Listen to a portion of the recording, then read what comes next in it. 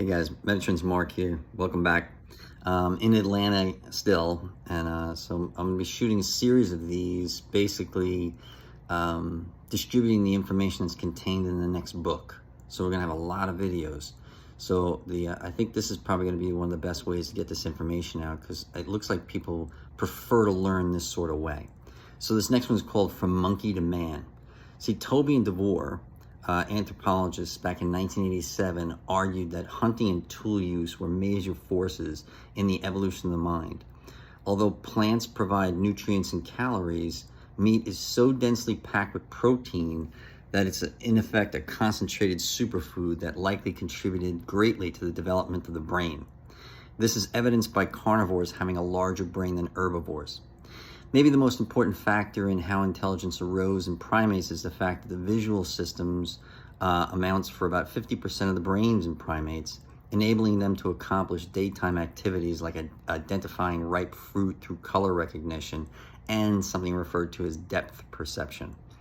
A strong visual mind is extremely important in a social species, as being aware of everyone's status within the hierarchy is critical to the individual's success. Group living was also likely critical in the growth of the brain, as it is fraught with challenges and benefits that would serve to incentivize the development of the clever social species. Benefits associated with the group living include safety in numbers, the spread of wisdom through knowledge accumulation, and unprecedented levels of collaboration.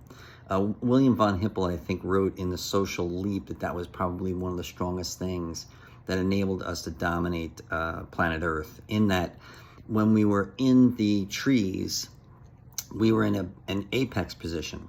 And when you actually look at the physiology of chimpanzees, they're unbelievably strong, but can't run all that well, can't chase you down, can't throw things at you, because really their arms are legs and their legs are arms. So what happens is, as we climb down from the trees in the savannah, our physiology changes and we can now suddenly throw and run. So one hominid or proto-human fending off a lion with rocks is probably going to be the lion's lunch. If 50 proto-humans were throwing rocks at the lion's lunch. So that may be the deciding factor in all of this. However, group living produces or presents challenges such as free riders, people who exploit deceit and disease. Free riders are those who put little or no work in for the group, yet enjoy the fruits of the collaborative labor. Social animals signal each other and are aware of the pecking order. They reciprocate favors and form coalitions. Individuals who are better connected with their in-group have allies and are therefore less likely to be exploited or murdered. Group living can also lead to deceit and treachery. According to the U.S. Department of Justice, even today, we are much more likely to be killed by someone that we know rather than a stranger. And one may fall victim to exploitation by free riders. Some species of primates monitor each other's social status, wants, and needs. Group living also certainly played a significant role in the evolution and growth of our brain. Gathering fruit does not require mental energy in the same way that navigating social challenges do, especially when your competition is approximately as smart as you are. See, once, this is another point that William von Hippel made, that once we actually become the apex predator, meaning like we move into a new area of the globe, all the apex predators there quickly went extinct. So it's like the collaboration aspect really comes into play. So why is it then that we are the only monkeys to make it to the top of the intelligence pyramid? The simple answer is the costs are high. Our large brain requires significant amounts of energy. It also requires an expensive childhood. Primate infants are able to cling to their mother's fur while she gathers enough calories to feed both herself and her offspring. Human children are born highly vulnerable and entirely dependent, requiring human females to carry them, significantly slowing down the mother and preventing her from gathering enough food for herself and her child. This likely contributed to the fact that human males are the only mammalian males that stick around and provide protection and resources for their offspring. This is referred to as parental investment theory, a term originally coined by biologist Robert Trivers in 1972. Human females are unique in that they ovulate. It is in a non-overtly clear means. So this process is referred to as coy ovulation. It's likely a strategic advantage because it encourages an increase in pair bonding as males become perpetually interested in females, as opposed to only showing interest when the female is the most fertile, as is the case with most other animals. Bipedal motion is maybe the final piece in the puzzle.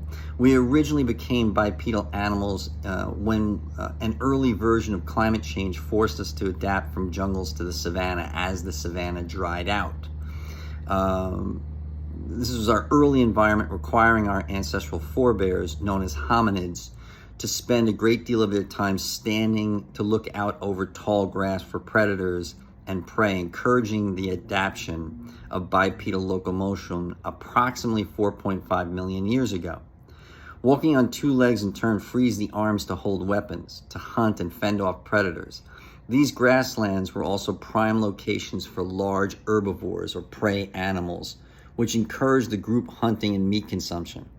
So the combination of bipedal motion, group hunting, and the ability to deal death from a distance while using fire to cook said food would serve greatly to increase the brain size. Evolutionary theorists point to fire as the potential reason for the brain expansion, as cooked meals are easier to digest, enabling a shrinking of the digestive system and thus an expansion of the brain. The two kind of work in concert. The digestive system shrinks, the brain expands. Although controversial and changing regularly, the genetic evidence suggests that early humans became an endangered species approximately 65,000 years ago. A likelihood it was an eruption on the island of Toba, creating a mini ice age. The population dwindled down to less than 10,000 people. We can approximately say 8,000 people now and be accurate.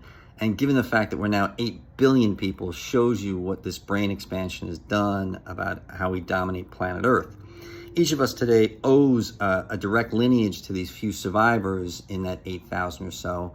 And not only did they survive, the population would increase exponentially over the next 50,000 years, driving humans to every habitable sector of the globe. Thus, we are descendants from Africans, a fact that clearly displays the ridiculousness of racism. One more point on it. I don't know that I wrote this in the book, but this is something I teach in my coursework. If you look at biodiversity and biodensity, the majority of all life is either 1 mile north or above sea level and 1 mile below. And the closer you get to sea level, it gets denser and denser and denser. Same thing happens when you analyze biodiversity and biodensity on the equator. So the closer you are to the equator, the more biodensity and more biodiversity, including pathogens.